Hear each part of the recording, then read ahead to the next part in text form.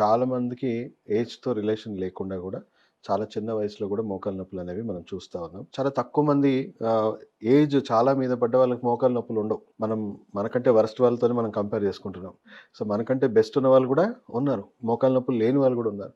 So, వాళ్ళకెందుకు లేదు, వీళ్ళకెందుకుంది? అంటే వీళ్ళ బాడీలో ఎలాంటి లోపం వల్ల ఆ డ్యామేజ్ అయ్యింది అని మనం చూసుకోవాలి. మోకాలు ఎముకలు గాని, బాడీలో ఉన్న ఎముకలు గాని మెయింటైన్ చేయాల్సిన వ్యవస్థ ఏది అని చూసుకుంటే kidney, urinary bladder. So, kidney ఆరోగ్యంగా ఉందనుకోండి, బ్లాడర్ ఆరోగ్యంగా ఉందనుకోండి, దాని పని ఏంటి? మన బాడీలో ఉన్న వాటర్ ఎలిమెంట్‌ని ఫిల్టర్ చేయడమే కాదు, బోన్ మ్యారోని డెవలప్ చేయడం. బోన్ మ్యారో అంటే మన ఎముకల్లో ములుగు అంటాం గదా!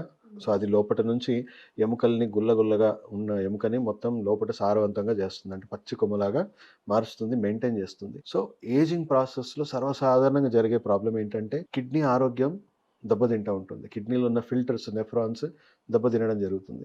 సో, దానివల్ల మెయింటెనెన్స్ తగ్గిపోయింది. అంటే ఎముకలకు చేయాల్సిన మెయింటెనెన్స్ తగ్గిపోయింది. అంటే ఎముకలు మళ్ళీ సారవంతంగా లేవు. సో, లోపట బలహీనంగా మారిపోతా ఉన్నాయి.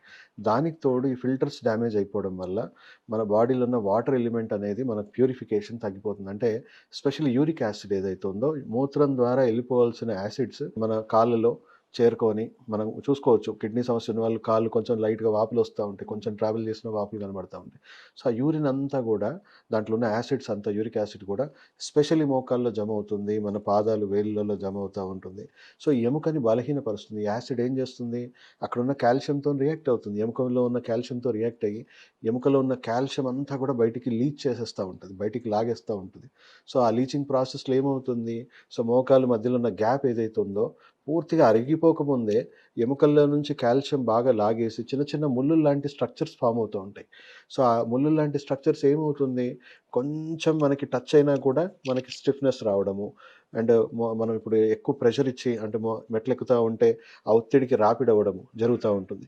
సో, చిన్న ఏజ్‌తో సమస్య లేకుండా కూడా చాలామందికి ఇప్పుడున్న డైట్, లైఫ్ స్టైల్‌కి, జీవన విధానానికి వాళ్ళ కిడ్నీలో నెఫ్రాన్స్ బాగా దెబ్బతిని వాళ్ళకి యూరిక్ యాసిడ్ పెరిగిపోయి మోకాలు నొప్పులు, మోకాల్లో ఆస్టిఫైడ్స్ ఫార్మ్ అవ్వడం. అంటే పూర్తిగా అరిగిపోకముందే వాళ్ళు ఎముకలు టచ్ అవుతా ఉన్నాయి.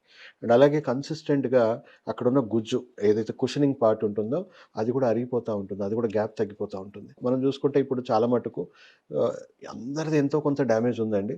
అందరికీ నొప్పులుండవు. ఎప్పుడైతే ఆ కుషనింగ్ తగ్గి రాపిడ్ అవ్వడం స్టార్ట్ అవుతుందో అప్పటి నుంచే మనకు పెయిన్స్ రావడం స్టార్ట్ అవుతది. సో, అడ్వాన్స్ స్టేజెస్‌లో ఏమవుతుంది? మెల్లిమెల్లిగా ఎముక టచ్ అయిపోవడం, ఫ్యూజ్ అయిపోవడం, మెల్లిగా బెండ్ అయిపోవడం, అలైన్‌మెంట్స్ దెబ్బతినడం, తర్వాత కొలాప్స్ అవ్వడం. ఇది సర్వసాధారణంగా జరిగే విషయం.